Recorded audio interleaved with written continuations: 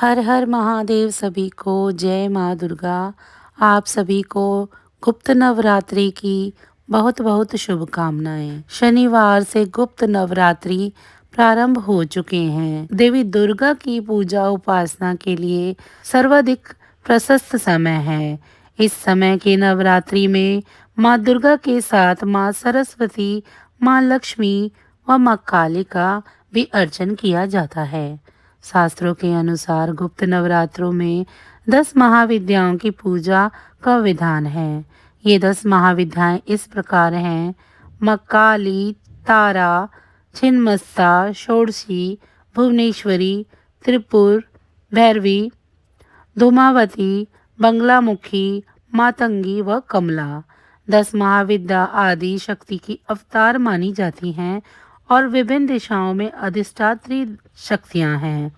तंत्र साधना करने वाले इन महादेवियों की पूजा गुप्त रूप से करते हैं, इसीलिए इनको गुप्त नवरात्रि कहा जाता है। चलिए अब जानते हैं गुप्त नवरात्रि का क्या महत्व होता है। गुप्त नवरात्रि में देवी दुर्गा की पूजा करने से व्यक्ति के जीवन में व्याप्त सभी दुखों का नाश होता है। साथ ही साधक को मनवांछित फल की प्राप्ति होती है। इन 9 दिनों में साधक महाविद्याओं की देवियों को कठिन भक्ति से प्रसन्न करते हैं। माँ प्रसन्न होकर व्यक्ति विशेष की सभी मनोकामना पूर्ण करती है। शास्त्रों में उल्लेख है कि गुप्त नवरात्रि में दुर्गा सप्तशी के 13 अध्यायों का पाठ करने से धन धान्य व संतान सुख की प्राप्ति होती है। साथ ही इन 9 दिनों में विभिन्न 9 शक्तिपीठों के दर्शन करने का भी विधान है। शीला माता, जीर्ण माता, ज्वाला देवी, दधि माता सहित विभिन्न शक्तिपीठों के साथ ही अपनी कुल देवी के दर्शन करना पुण्यदायी है। वहीं रामचरितमानस का पाठ व हनुमान जी की उपासना करना बहुत शुभ है, जिससे बल, बुद्धि और विद्या की प्राप्ति होती है। चलिए अब जानते हैं गुप्त नवरात्रि पूजा विधि के बारे में। उपासक को सूर्य उदय से पहले स्नान करके स्वच्छ वस्त्र धारण करने चाहिए।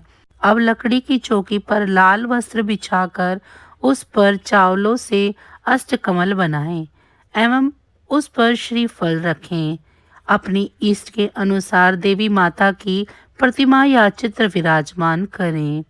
पूजा के दौरान माता को रोली, मोली, अक्षत व पुष्प अर्पित करें। लौंग व बताशे का भोग चढ़ाना चाहिए। इसके साथ कलश स्थापना करते समय माँ को लाल पुष्प व चुनरी भी अर्पित करें।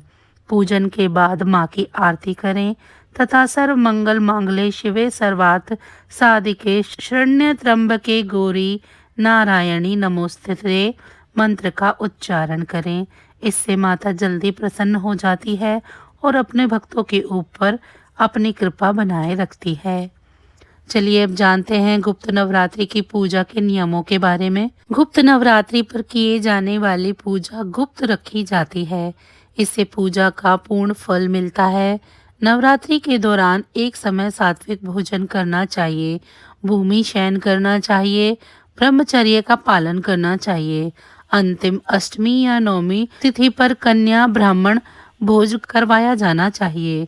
गुप्त नवरात्रि में काले, बैंगनी, नीले रंग के कपड़े पहनने से बचना चाहिए।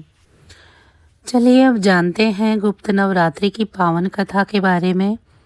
गुप्त नवरात्रि से जुड़ी प्राचीन कथा के अनुसार एक समय ऋषि श्रृंगी भक्तजनों को दर्शन दे रहे थे।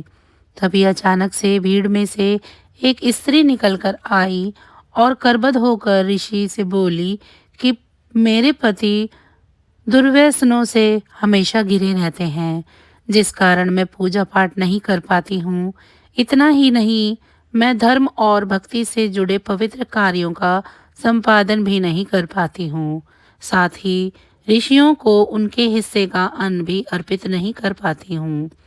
मेरे पति मांसाहारी हैं, जुआरी हैं, लेकिन मैं माँ दुर्गा की भक्ति और सेवा करना चाहती हूँ और उनकी साधना से पूरे परिवार के जीवन को सफल बनाना चाहती हूँ। ऋषि श्रृंगी महिला की भक्ति से बहुत प्रभावित हुए। ऋषि ने स्त्री को उपाय बताते हुए कहा कि वासंतिक और शरदीय नवरात्रि से तो आम जनमानस परिचित हैं, लेकिन इसके अतिरिक्त भी 2 नवरात्रे और होते हैं जिन्हें गुप्त नवरात्रि के नाम से जाना जाता है। उन्होंने कहा कि प्रकट नवरात्रि में 9 देवियों की उपासना होती है, तो गुप्त नवरात्रि में 10 महाविद्याओं की साधना की जाती है। गुप्त नवरात्रि की प्रमुख देवी स्वरूप का नाम सर्वेश्वरीय कारिणी देवी है।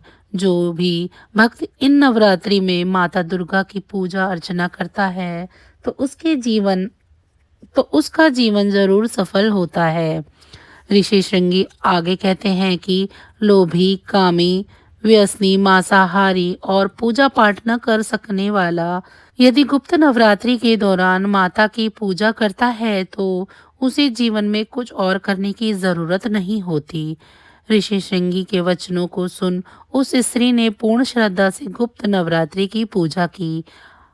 माँ स्त्री की भक्ति भाव से प्रसन्न हुई और जिससे उसके जीवन में परिवर्तन आने लगा। देखते ही देखते उसके घर में सुख शांति आ गई और पति भी सही रास्ते पर आ गया।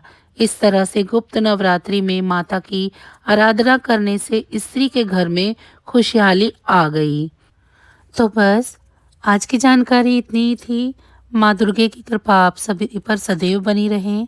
अगर आपको मेरी ये जानकारियाँ अच्छी लग रही हैं तो वीडियो को लाइक करें। चैनल को सब्सक्राइब नहीं किया है तो चैनल को सब्सक्राइब कर लें और कमेंट बॉक्स में जय माँ दुर्गा ज़रूर लिखें। और साथ ही साथ मुझे ये भी बताएं कि आप सभी को मेरी ये जानकारियाँ कैसी लग रही हैं। इसी के साथ अब मुझे दीजिए इजाज़त। आप सभी का बहुत बहुत धन्यवाद।